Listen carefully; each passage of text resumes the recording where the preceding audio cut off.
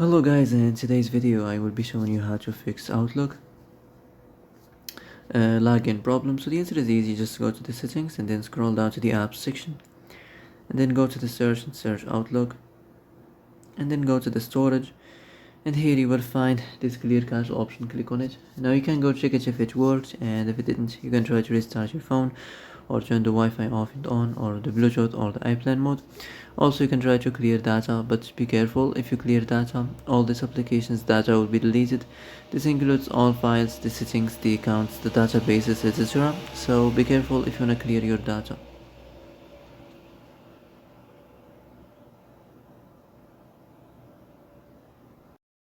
And that's it for today's video. I hope this is the answer you've been looking for. If you like this video, don't forget to like and subscribe, and see you in the next video. Thanks for watching.